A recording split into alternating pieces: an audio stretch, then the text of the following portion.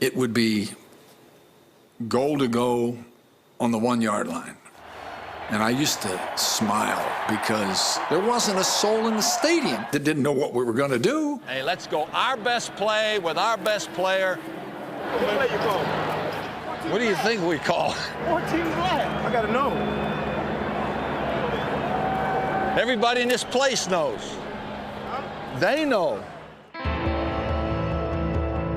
Everybody in the stadium knows who's getting the ball. They know it. Your team knows it. It is attitude. But you also have to have intelligence. You have to know what you're doing. I could squeeze through these tight little holes, tunnel my way through, power my way through. Then I could score by air.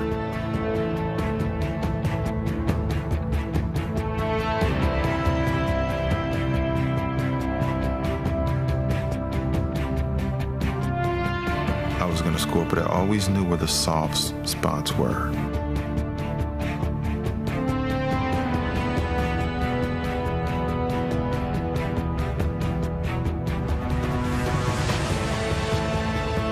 Touchdown for Kansas City, his 100th career rushing touchdown, his 106th rushing touchdown, tying Jimmy Brown, his 114th career touchdown. There are two types of players. Those who know and those who don't.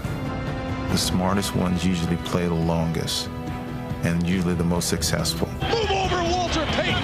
Marcus Allen now has more rushing touchdowns than any running back in the history of the National Football League. You're going to be a football player when you grow up? Today is the best day of your life. Believe it. He might be the finest quarterback produced in the last 10 years. He's a day like this. That's all I need. Fortunately for me, I didn't lose my life, didn't lose my job. Football convinced me that life is a team game. Rest of your life, nobody can ever tell you that you couldn't do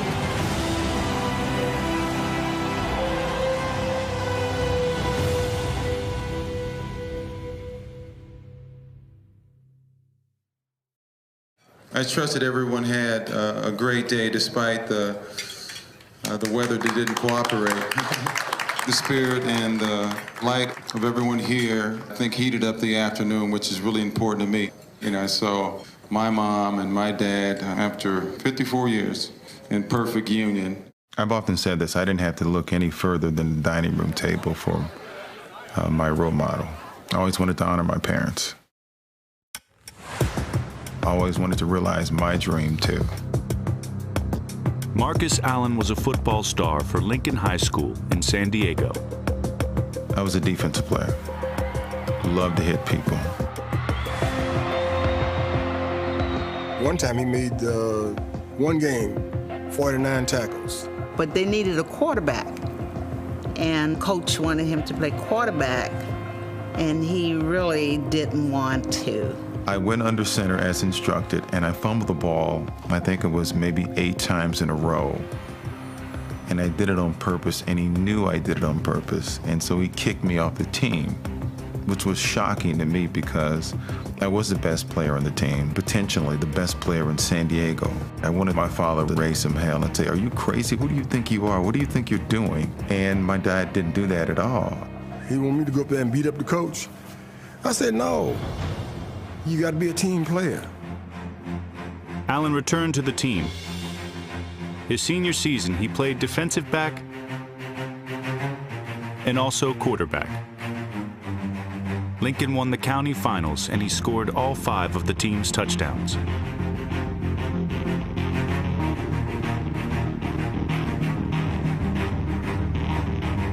The performance earned him a scholarship to USC and a trip to the Waldorf Astoria in New York City. It was a Hertz #1 award for the most outstanding performance, and I represented the state of California. OJ was the Hertz spokesperson, and he was one of my favorite players of all time. When he walked into the room, he said, "Where's the young man that's going to USC?" And that was me. For a 18-year-old kid going to USC, meeting probably the greatest Trojan of all time, it was great. After leaving Lincoln, where he played both ways, Allen was unsure where he'd play at USC. Well, it depends. I think I'd like to try to win the Heisman if I play an offensive position, but I'm trying to go into college and get me a degree. He was going to be a defensive back, and he was going to be a part of our group, having Dennis Smith, having Joey Browner, and possibly Marcus Allen. That would have been a great secondary.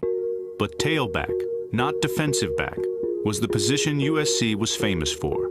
Tailback was the position I really cared the most about. There was a tradition of greatness at that position and a responsibility that went with it. I was kind of always conspiring to find the next tailback, and I kind of had Ronnie in the back of my mind as maybe moving that position. But Coach Robinson was swayed by one of his first conversations with Allen.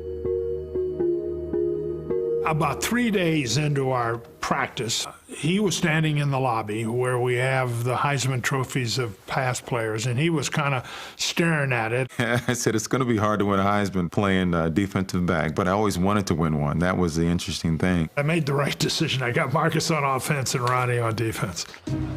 Allen was moved to running back, but as the 190-pound sophomore fullback for number 12, senior Charles White. He's the lead blocker. We're running the ball 30, 40 times a game. You would look at him and you would say, God, how is this guy taking this punishment? His nose broken, you know, bruised up, and yet he never complained. He knew that there was a sacrifice to be made for this team. With Allen at fullback, White ran for over 1,800 yards. USC did not lose a game, and White became the third Trojan tailback to win the Heisman Trophy. The following year, for the first time in his life, Allen was a tailback. No player figures to come under more scrutiny than Marcus Allen, the University of Southern California. Although he'll take the field as a virtual unknown, he has been asked to play the most glamorous role in college football, to be the tailback at USC. The guys out there have nicknamed him Little Juice because he reminds them of O.J. Do you think it's fair to make comparisons? Not really, but you have to stand. I think anytime you play in a position such as USC tailback, you're going to be compared to, I guess, the other great running backs. It's just, I guess it comes with the territory, so you're going to have to be prepared and be able to accept that. If there was one of the former Trojan tailbacks that you would like to be associated with, just a little bit, who would that be? Well, it's Juice. I mean, if I had Juice's speed, I'd be gone. His junior season, Allen ran for over 1,500 yards, but was unable to break the long run. There were a lot of times that Marcus Allen slipped in the hole or slipped making a cut, and the press got on him, and, you know, that's not easy. I think the one that really got him was the LA Times said, does SC finally have an average tailback? You're going to be able to control this football game. Now, Marcus, in my view, is the most intelligent football player I've ever dealt with. He learned what it was he was doing. I wasn't really trying to make plays, I think, my junior year. Sometimes to please the coaching staff, you do exactly what they say. They just want you to hit it up in there, and you miss opportunities. And then my senior year clicked. I got it. Now I wasn't just concerned with just running up in there hard. I was going to make plays. I was going to be a little bit rebellious and just do what I thought was necessary in the field. He became the best cutback runner I've ever seen. I'd tell an assistant coach, give the ball to Marcus. don't throw the ball. Give the ball to Marcus. And we did. His senior season, Allen shattered the college football record book.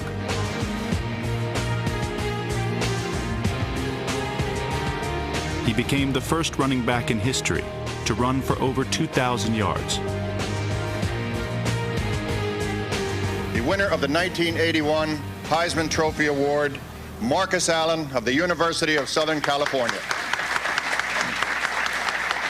Probably the happiest day of my life right now, and it's, I guess, an award that is very, very prestigious, and I guess I found my place in history now. I remember calling home, talking to my mom. Mom, we did it. I said, let me talk to Dad. And she said, well, he can't talk right now. I said, why? He said, he's crying. It was his dad who first convinced him to be a team player.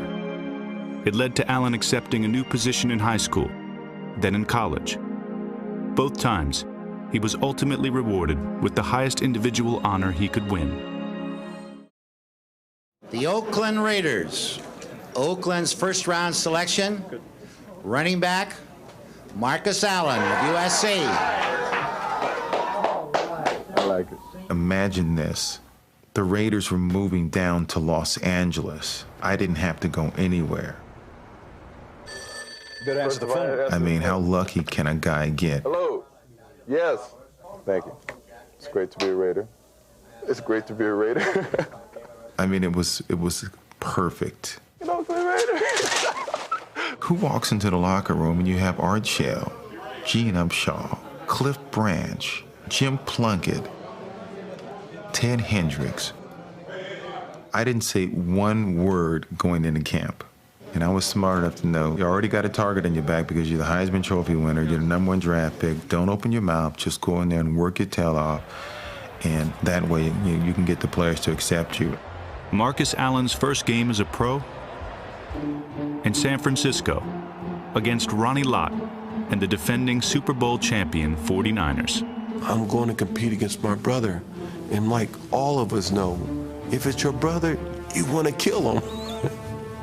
And there's one moment in the game where he's running a sweep, and I'm coming 100 miles an hour, and I know he doesn't see me. And I'm getting ready to knock the crap out of him on the sideline. He does a 360, and I missed him. After the game, I said, man, how did you know? He goes, man, I was watching you the whole time. The Raider veterans were watching Marcus, and they had seen enough. Ted Hendricks was standing on the sideline, and I remember Ted just saying, just get a ball to Marcus. That gave me so much confidence that he had confidence in me. Two things that come to mind when I think of Marcus. One, incredibly versatile. There wasn't one aspect of playing the position that Marcus didn't excel at. You could name 20 running backs who were bigger, stronger, faster. You couldn't name 2-3 running backs who were as versatile. He could run the football, obviously, with great vision. He gave you a piece. He never gave you a full kind of hit.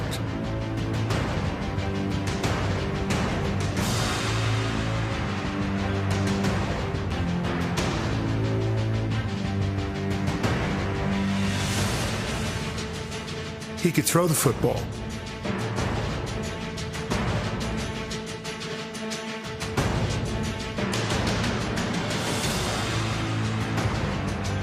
He was a tremendous blocker. His nose for the goal line, 3rd and 1, 4th and 1, need the score. Marcus found a way. Here's the other thing that immediately pops into mind when I think of Marcus. Tough. Tough. All day tough. If you're going to get into it, kill him, because he's just going to keep coming back. In 1982, he won Rookie of the Year. In 1983, he lifted the Raiders to a championship. In the playoffs, all the elements of his greatness were on display in one of the most dominant performances by a running back in postseason history. But it began with a little luck against the Steelers' legendary linebacker, Jack Lampert. As I made a cut, dirt flew in his eye and he turned away. I'm running for a touchdown. Allen finished with 121 rushing yards and 2 touchdowns as the Raiders ran away from the Steelers. The win set up a rematch with the Seahawks, a team that had beaten the Raiders twice that season. Seattle knew us so well. I mean, it's no secret. I mean, they even knew our plays. I looked across the line of scrimmage from Kenny Easley. I shook my head and I said, I'm coming right there. I think he shook his head back and said, okay. All I remember was coming out with a black eye and seeing stars, but I wasn't going out the game. Allen went from seeing stars to being the brightest of them all. He finished with 154 yards rushing, 62 receiving, and scored the Raiders' final touchdown.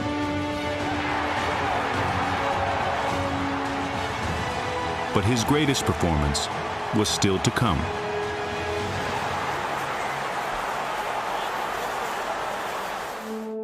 It was 12 seconds to go in the third quarter. Power play off the left side, 17 Bob Trejo. Ken Coffey came up in a reverse field, and in doing so, he almost got the ball out. After I made that turn, everything slowed down. I remember Neil Olkowitz just grasping. I mean, I can almost see the anxiety on their faces and the tension as I was running by. And then about 20 yards from the goal line, everything came back to normal speed. Marcus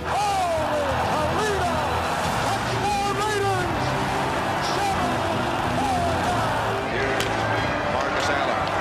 Allen cuts back again. What a day he's had. I'll tell you, I have never seen anyone run against the Redskins like this. He's just running by him and around him in every way you can. This is a new Super Bowl record.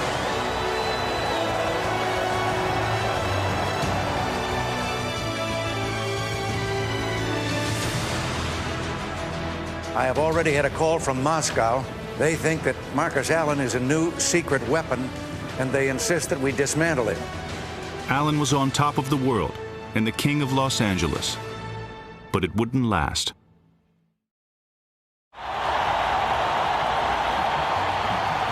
Marcus kind of embodied LA. I love LA. He was huge. There was nobody bigger, there was no brighter star in Los Angeles than Marcus. Mr. Green, I'm dying to get to training camp. Look, Rick, this goes beyond football. I know your value, and we're going to get that. Yeah, but I don't need that much money.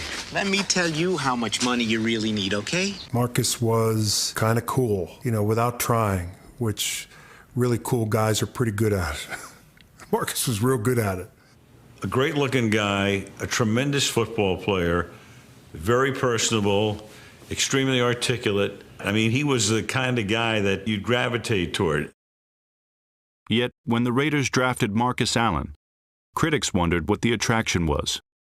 One thing about Marcus Allen, he's a 4.5 40 man. It's not extremely fast. He does fumble like crazy. Bud and I saw that during the course of last year. He fumbles the ball. I'll tell you right now, don't be surprised to see them move this guy to the outside and play him as a wide receiver. Allen became a Hall of Fame running back, but perhaps the Raiders would have preferred a Hall of Fame receiver. Philosophically, having a running back that picks up 1,500 yards wasn't necessarily what that organization wanted. Al Davis' philosophy was you threw the football. You ran the ball so that you could throw the ball. I wanted more touches, and I went to Al and I said, we need to run the ball more. He says, well, why don't you run a few laps at practice or something like that, but you're not going to get it in a game. Obviously, that didn't go over too well. In 1985, Allen got his wish. He carried the ball 380 times, gained over 1,700 yards, and was named league MVP. But in the playoffs, the Raiders were upset, and so was their owner.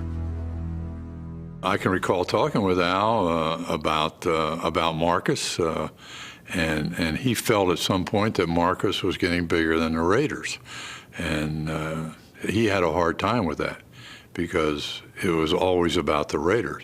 I think that caused, whatever the split was, that caused that. I do not know what event happened, however, that made Al feel that way? Well, you know, I had heard people say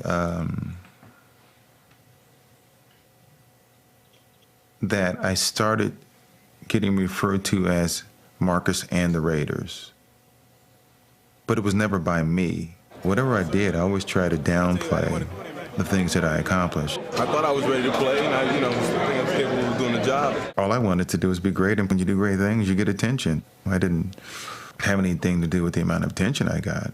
I always want to be just, you know, one of the guys. Now, I've said I'm 60% of the offense, and I wanted to get paid accordingly. I mean, but yeah. In 1986, Allen played much of the season with an injured ankle. I shouldn't have been playing. I was hard at it, like great players do. I felt like I could play better on one leg than most guys could on two. In an important late-season game, the Raiders, in position for the game-winning field goal, instead give the ball to Allen. Look at Allen, he follows the ball. Picked up by Waters of Philadelphia. Unbelievable. It was the first time we hadn't made the playoffs in a long time. It was basically all my fault. So there was a lot of anger. I was pretty upset. I think he said he should have traded me. The Raiders did not trade Allen, but in October of 1987, they had a new running back, Bo Jackson. You're talking about two great players, two distinctly different players. One, I think, probably fascinated Al more than the other because of just the sheer speed, the power. There goes Bo, and nobody catches Bo. Touchdown. As Marcus's role was lessened, Bo was telling us and Marcus, well, there's a new sheriff in town. You know, just kind of making fun of the whole situation. I didn't want to split time. I wanted to play full time. So I basically said, let me play fullback. I thought we'd be, you know, unstoppable as a duo. Al took him from a Hall of Fame running back, turned him into a fullback for Bo. Marcus did it. But we'd go, what the heck, why are we not using this guy? We knew something was up. And it was earlier than how it showed up later with him being moved to fullback for Bo and all that kind of stuff. But it wasn't quite right. There was something there. Allen had just one 100-yard rushing game in 4 regular seasons playing with Jackson. By 1990, he grew tired with the arrangement. Do you like the idea, though, of playing fullback again and blocking and doing all that stuff that Who says I'm playing fullback? Well, no one yet, but I'm saying if it happens. No, it's not going to happen. The two-man backfield persisted, but in their first playoff game together, one dropped out. Well, fortunately, you have an all-pro in Marcus Allen. You've got to figure Marcus is going to carry the ball. There it is. He does, and he's got a first down and more.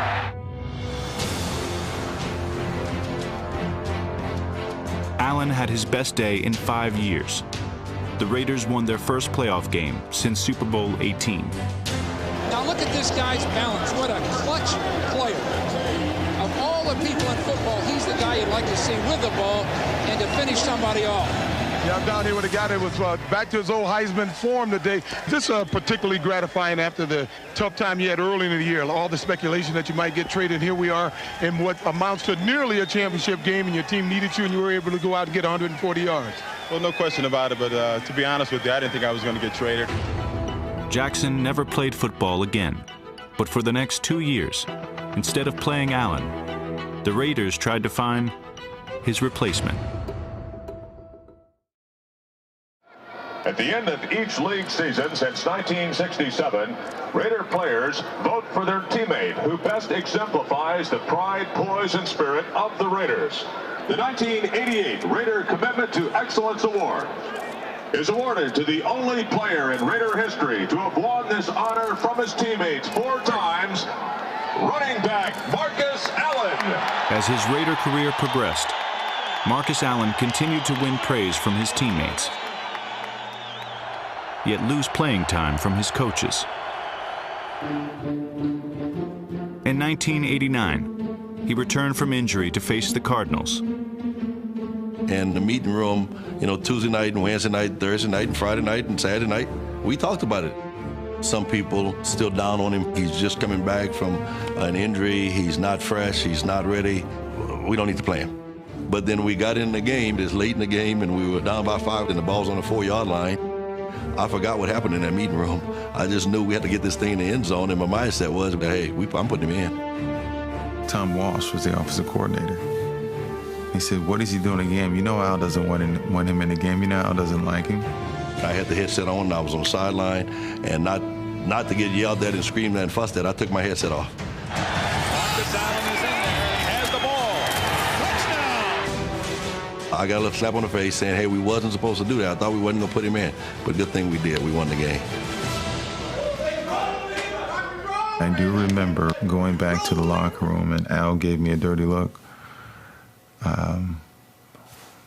which was the strangest thing in the world because, you know, you figure you want to win the game, and regardless of who does it.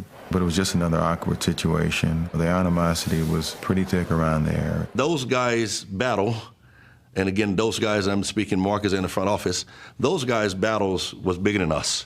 You know what I mean? That was bigger than all of us. So all we could do was coach the guys we had here and just keep on going. In 1991, the Raiders signed running back Roger Craig, and in 1992, Eric Dickerson.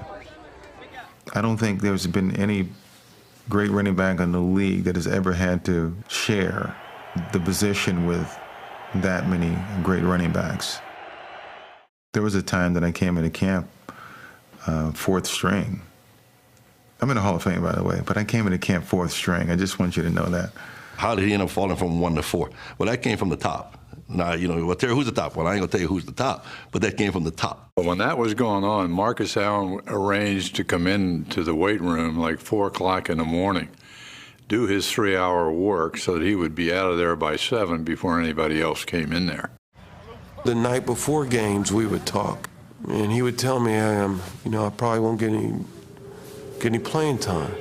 It wasn't one of those kind of moments where you see a guy who decides that I'm packing it in. If anything, he did more. Allen could only watch as the Raiders fell behind the Giants 10-0. He doesn't play the whole game. He doesn't get on the field. At halftime, he makes a speech. We get fired up. We end up turning the game around. It was confusing. I didn't understand what was happening. Covering the NFL at that time, Monday Night Football, we had the Raiders a number of times, and living in Los Angeles and knowing Marcus. And Marcus was not talking about it. Yeah, I internalized it. I mean, obviously, it ate at me. It was tough going to work at times. I mean, who wanted to go to work, watch everybody else play? I remember saying something along the lines of, hey, look, you know, at some point, everybody's really interested in what's happening here.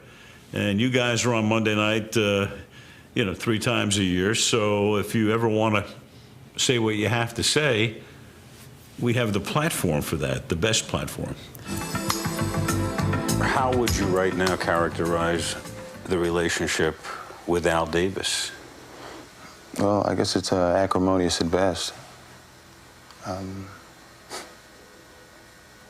don't know. What do you think about a guy that has attempted to, you know, ruin your career? Al Davis would scoff at the notion that he would sacrifice the good of the whole team because of a personal vendetta. Do you feel there has been a personal vendetta with you? No question about it. Absolutely. He told me he was going to get me. We've had conversations. I don't know for what reason, but he told me that he was going to get me. But it's just been an outright joke to sit on the sidelines and not get the opportunity to play. I mean, I shouldn't say not get the opportunity. They don't want me to play. Art Shell is the coach of this team. Have you addressed the issue of the lack of playing time with him directly? I've talked to Art. Art said he has nothing to do with it. How did you get into the doghouse? I don't know. I don't have the slightest idea. Looking back, I don't think I did anything. Maybe it's just the way I am, or, you know, and I can't change that, and I don't apologize for that.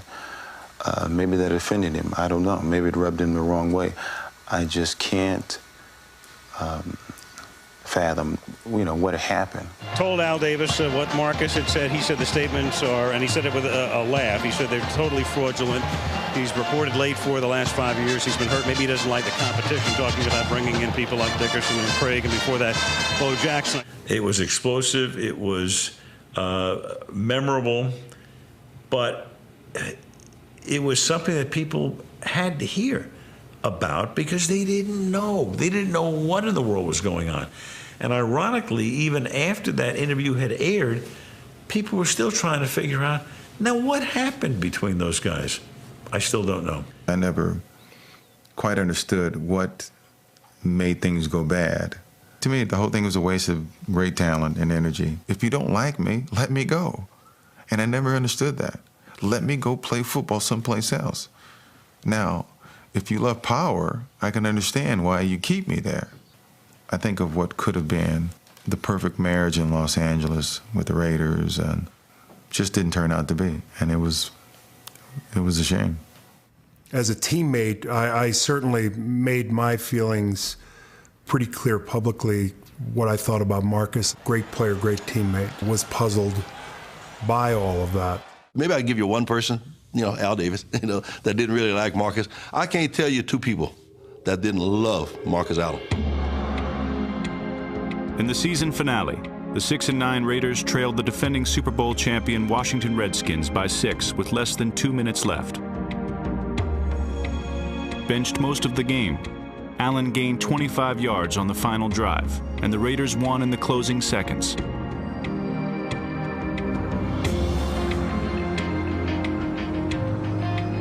We wasn't going nowhere, but I think that day for Marcus Allen, all of his teammates would have carried him off the field because our guys loved him and they said, hey, if this is the last game, this is the way we're going to send him off. For the 6th time, Allen's teammates voted him the winner of the Commitment to Excellence Award. Allen's career as a Raider was over. He would change uniforms the following season, but he'd show the league and the Raiders he was still the same Marcus.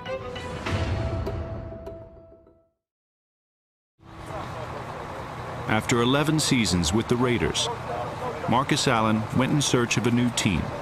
I'm sure there were skeptics that I was basically washed up, that I couldn't play anymore. And frankly, I mean, for 33 years old, I mean, that's usually the downside for most running backs. I'm sort of unique in the sense that I was chronologically one age and my body was another. That was one of the things that he was selling himself to us on, that I may be 33 chronologically, but I'm a lot younger because Al didn't use me for whatever reason for quite a bit of time. So how you doing? Oh, pretty good. So? Allen signed with, of all teams, the Kansas City Chiefs, the Raiders' biggest rival. I just wanted to go to a place that would allow me to play and that wanted me there and had a chance to win. I don't say much, man. I'm one of the quiet guys. I mean, I didn't say, oh, yeah, okay, this is the perfect opportunity to get back at the Raiders. Not at all. Let's go. One play at a time. I know. All right. Hey. Initially, we felt that he could definitely help us in short yardage and goal line situations, but the obvious was that he was still in phenomenal shape and could take the pounding. He still had plenty of tread left on the tire, if you will. Here's Marcus. Hey, here comes he! All right, Marcus is a halfback, 26 fullback arrow. Regular Marcus is halfback. By midway through the season, Allen had become the Chiefs' starting running back. Together with newly signed veteran Joe Montana, Kansas City had its best season in over 20 years. Game after game, both of those two did some unbelievable things, and we fed off that all year to make us believe that we could win. In the playoffs, the Chiefs faced the Houston Oilers, winners of 11 consecutive games. With less than 2 minutes left, Kansas City led by 1. We know that if we score here, you know, we're going to win the game. We're going to beat this team that everybody thought was going to be in the Super Bowl. Everybody thought cannot be beat. All the linemen are breathing heavy and we're tired, and, you know, it's been a real physical game. And the guy says, hey, Marcus, I'm just a fat kid from Chicago. You know, let's get the ball in the end zone here and get the hell out of here. And he said, don't worry about it. I got it. 3rd and 2 at the 21. Maybe the game's most important play. And Marcus over the middle. First down run, 20, 6, 8, 15, 10, 5, touchdown! We've got a Kansas City winner in the heart of Texas today. As a friend, you knew that he had it. There was nothing greater in the world than to see the guy have those moments again. Allen won Comeback Player of the Year, and in true Hollywood fashion, achieved a goal even more dramatic: redemption. I always referred to it as Raider Week. It's all we ever had to talk about. Raider Week was different than any other week. Everybody in the locker room, everybody in the stadium, I'm sure, knew this was not just another game for Marcus Allen. But if it was the Raiders, it wasn't just another game for Marty Schottenheimer either. And I hate to personalize, and I have great respect for Al, but I always felt that he thought that the Raiders were everything. Marcus and I were like brethren when it came to looking at the Raiders, saying if we're going to win one game, this is the team we want to beat. I never thought about getting back. Never once. You got to understand, I love the guys that I played with. And I was always conflicted in that regard. If you asked him, he would say that it didn't mean any more than any other game. But that team said he couldn't do it anymore. And he always wanted to prove them wrong. I remember the death stare between Marcus and Mr. Davis when they walked by each other. In Kansas City, he faced the Raiders and made history. He's in for the touchdown! That is number 100. A better guy in a better situation. Hey, no! Poetic justice, that's all it is. That's all it is. I don't question fate, I just say I appreciate it. It's in my favor, that's all. In Los Angeles, he helped close out an era. The last Raider home game in Los Angeles would also decide the final playoff spot in the AFC. Marty Schottenheimer and the Chiefs said, if we're going to win in Los Angeles, we must run the ball. And Marcus Allen has answered the call. Allen ran for 132 yards, his best performance in 4 years, and achieved another career milestone. Marcus Allen at the 50, 45. We'll give him the 10,000 yards. The Chiefs advanced, and the Raiders moved back to Oakland. In Oakland, Allen became the first player in NFL history to gain 10,000 yards rushing and 5,000 yards receiving.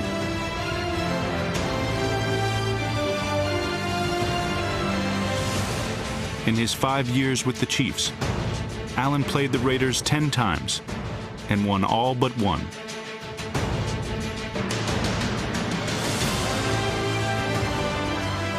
You know, the amazing thing is that the Raider players always would tell us, hey, you know, God, that Marcus Allen, they missed him.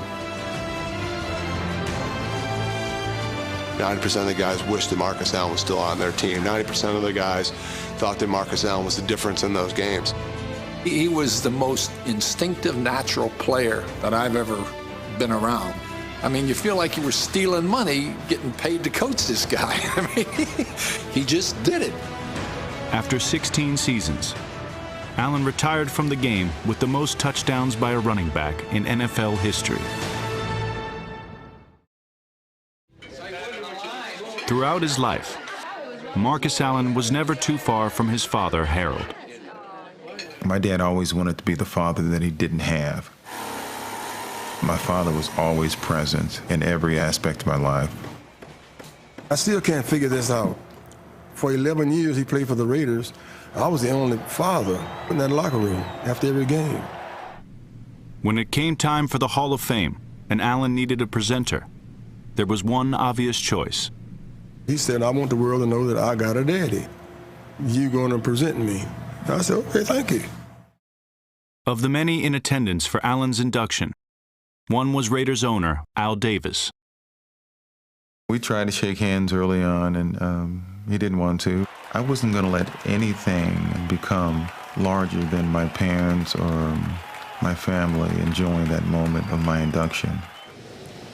This indeed is an honor and a pleasure to present a young man that God blessed me to be his father. Ladies and gentlemen, my son, Marcus Allen.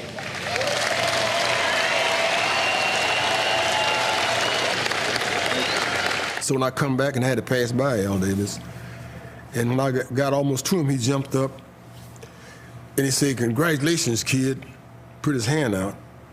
So I let him know that I'm not going to be like he did. I shook his hand. I said, well, thank you, Coach.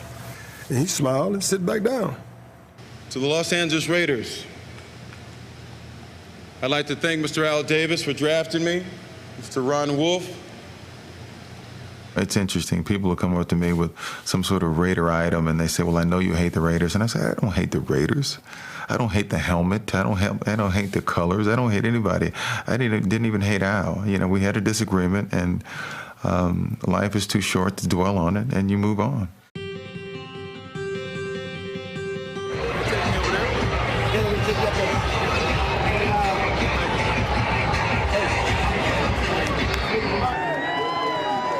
Years after his split from the Raiders, Allen was invited back by Al's son, Mark, and the Raiders family to light the flame in Al Davis's memory. For Marcus Allen, it is one last unexpected honor in a career full of them, and completes a football life story that reads like no other. First college running back to gain 2,000 yards. Heisman Trophy winner, Rookie of the Year, Super Bowl MVP, League MVP, and Comeback Player of the Year.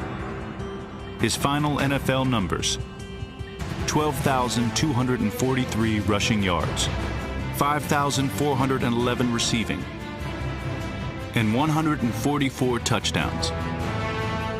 All this while spending 4 seasons as a fullback and 2 seasons where he hardly played at all.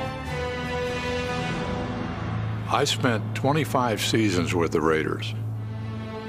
Of all the people that ever came through during the time I was there, somebody has to be number one. Marcus Allen was number one. He was the best player during my time with the Raiders that I've ever seen.